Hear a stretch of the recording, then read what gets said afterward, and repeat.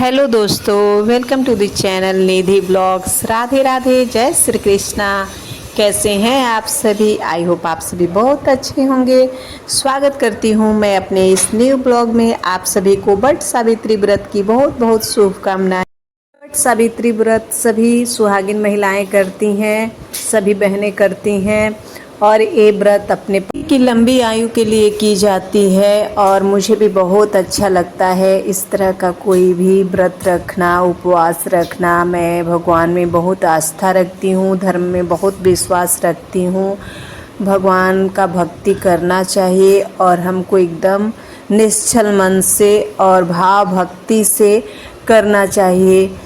तो चलिए, आज है सावित्री व्रत और मैं वीडियो अभी यहाँ से शुरू कर रही हूँ। मैंने सारी तैयारी कर लिया है। यहाँ पे देखिए कितना अच्छे से मैंने चौका पूर लिया है और पूरा पूजा का जो भी सामग्री है यहाँ पे सजा दिया है।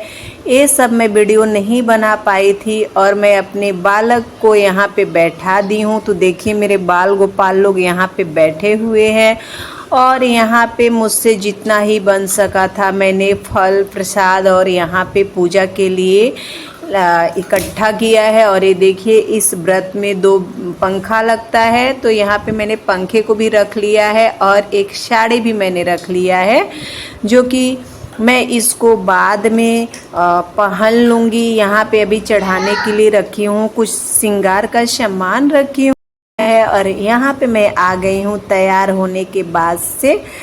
मैंने पैर में महावर भी लगा लिया है और सारा श्रृंगार कर लिया है। उसके बाद से मैं डायरेक्ट यहाँ पे आ गई हूँ पूजा करने के लिए। तो हमारे बच्चे भी बहुत हेल्प करते हैं, लेकिन बच्चों के साथ बहुत ही प्रॉब्लम होती है, बहुत परेशान करते हैं। तो मैं इनको ना बिजी रखती हूँ किसी न किसी काम में। तो देखिए यहाँ पे मैं अब अपना यहाँ पे पूजा करूँगी, कथा करूँगी। सारी पूजा करने के बाद से आरती करूँगी। इस व्रत में वट वृक्ष की पूजा की जाती है, उपवास रखा जाता है। सभी सुहागिन महिलाएं अपने पति की लंबी आयु के लिए, उनके सुख समृद्धि के लिए यह व्रत रखती हैं और पूरा 16 श्रृंगार करके करती हैं। इसमें जो एक मेन होती है ना कि जो हमारी शादी की चुंदरी होती है वो ज़रूर लेना चाहिए, उसका पल्लू करके और फिर हमको पूजा पाठ करना चाहिए। और ये सौभाग्य का प्रतीक भी है और हर पूजा पाठ में ऐसे ही हमको करना चाहिए। तो मैं वही अपना ढूंढने लगी, मुझे मिल नहीं पाया। मैं सोच रही थी कि चलो रखा है मैंने, मिल जाएगा। लेकिन जब मैं कभी कभी ऐसा होता है ना कि ज़रूरत के टाइम सामान वहीं रहता है लेकिन मिलता नहीं है, तो ऐसा ही मेरे साथ हुआ। तो मैं जल्दी से अपना साड़ी वगैरह तो पहन लिया और जो भी श्रृंगार करना था मैंने पूरा श्रृंगार कर लिया, लेकिन हमारा नहीं मिला वो चुंदरी। तो मैं बोली कोई बात नहीं, अगले बार से मैं इस बात का ध्यान रखूँगी। और मैं अपने पूजा पाठ में तैयारी में लग गई। यहाँ पे मेरा पूजा पाठ हो भी रहा है और मैं यहाँ बाहर रहती हूँ ना, तो ज़्यादा तो मेरे पास ज्वेलरी वगैरह है नहीं, तो जो भी था मैंने वही पहन लिया। और आप लोगों के पास भी जितना सारा ज्वेलरी होता है, टीका नथिया, ये सब पहनना चाहिए और ये शुभ माना जाता है, अच्छा होता है। जो भी हो वही पहनना चाहिए। और सही बात तो ये है ना कि ये बात कहा जाता है कि भगवान भाव के भूखे होते हैं। मैं यहाँ पे बहुत ही सरल विधि से मैंने पूजा पाठ भी कर लिया, भगवान वट वृक्ष का भी पूजा किया और जो भी फल प्रसाद, सिंदूर लगाना, पुष्प चढ़ाना, ये सारा मैंने जल्दी से कर लिया। और बोला हे भगवान, हमसे जो भी गलती सही हो माफ़ करिए और क्षमा करिए हे प्रभु, हे वट वृक्ष, और हमारे सुहाग को सदा बनाए रखिए। और आपसे यही हमारी विनती है, यही प्रार्थना है हे प्रभु। तो अगर आप सभी को हमारी वीडियो अच्छी लगती है तो प्लीज़ लाइक शेयर करिए। चैनल पे नए हैं तो सब्सक्राइब करिए। अगर लाइक शेयर करेंगे तो मुझे बहुत अच्छा लगेगा। माता रानी वट सावित्री सभी सुहागिन महिलाओं की सुहाग को बनाए रखें, उनके पति की लंबी आयु दें और हमारे पति को भी लंबी आयु दें। और मेरी माता रानी से यही प्रार्थना है, यही विनती। माता रानी सबका सुहाग बनाए रखे। और ये देखिए मैं यहाँ पे सबसे पहले वट वृक्ष को, जहाँ पे उस पत्ते पे मैं माता सावित्री की चित्र बनाई हूँ ऐपन से। जो अपन हम चावल के आटे से या गेहूं के आटे से हल्दी मिला के बनाते हैं, तो उसी से मैंने वहाँ पे एक चित्र बना लिया है और उनको सबसे पहले मैं सिंदूर लगाई हूँ। और यहाँ पे देखिए मैं वस्त्र उनको भूल गई थी, तो उनको यहाँ पे मैं एक वस्त्र चढ़ा दे रही हूँ जो कि चुंदरी मैंने लिया है। तो सबसे पहले मैं उनको सिंदूर लगाने के बाद से उसी से अपने को भी सिंदूर लगा ली हूँ। और इसमें ना नाक पर से लेके पूरा यहाँ तक सिंदूर लगाया जाता है।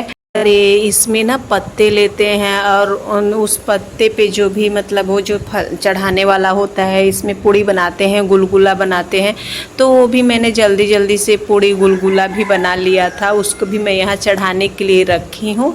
और कच्चा चना जो भिगोया रहता है इसमें बहुत मस्त होता है, उसका होना ज़रूरी होता है।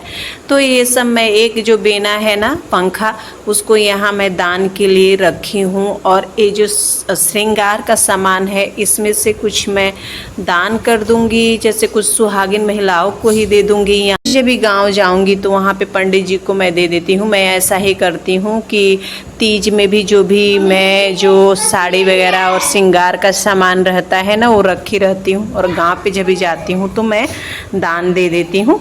ऐसा करती हूँ मैं। यहाँ पे कोई लेता नहीं है, तो बाहर में ऐसा होता है ना कि कोई लेने वाला भी नहीं मिलता है। तो मंदिर में भी हम ले जाते हैं तो लोग पैसा तो ले लेते हैं, सामान नहीं लेते हैं।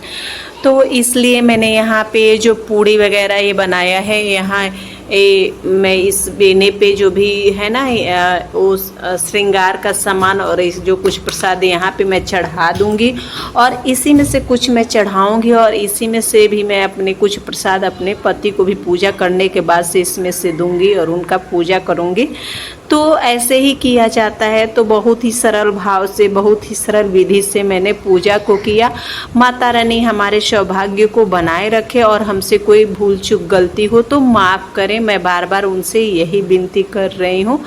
तो ये देखिए हमारे बच्चे भी भाग दौड़ लगाए हैं, तो कोई बात नहीं, बच्चे हैं तो सब कुछ हैं, हर सुख समृद्धि बना होना चाहिए। तो यहाँ पे देखिए मैं पूजा पाठ कर ली और इसके बाद से मैं आप सभी देखिए यहाँ पे मैंने प्रसाद वगैरह जो कुछ है ना यहाँ पे चढ़ा दिया है। और यहाँ पे मैंने कुछ पैसे रख लिए हैं, क्योंकि एक होता है ना जैसे कि दान करने के लिए साड़ी वगैरह या कुछ भी आपको देना रहता है, तो मैं कुछ ले नहीं पाई थी अचानक में, तो मैं पैसे रख ली हूँ। उसी पैसे से खरीद के और जिसको भी देना होगा ना तो मैं दे दूँगी। कोई भी व्रत में ये मान्यता है ना कि जो भी सुहाग का सामग्री होता है और चाहे हम कोई साड़ी वगैरह जो भी हम यहाँ पे चढ़ाते हैं, एक तो अपने लिए रखते हैं और एक दान करने के लिए, तो हम किसी सुहागिन महिला को ही देते हैं, ऐसा माना जाता है। ये यहाँ पे इस तरह से हो गया मेरा आरती।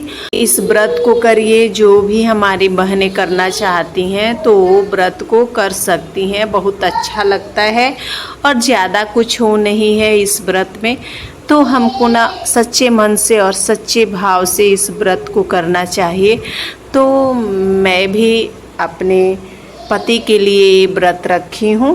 यहाँ पे इस तरह से हो गया मेरा पूजा पाठ, आरती, और ये जो जितना भी इसमें नियम होता है वो मैंने अपने हिसाब से और भाव भक्ति से पूरा किया। माता रानी हमारे सुहाग को बनाए रखें और हमारे पूजा को स्वीकार करें, और मुझसे जो भी भूल चूक गलती हो उसको माफ़ करिए। और मैं इन्हीं सभी बातों के साथ अपनी वीडियो को यहीं पे बंद करती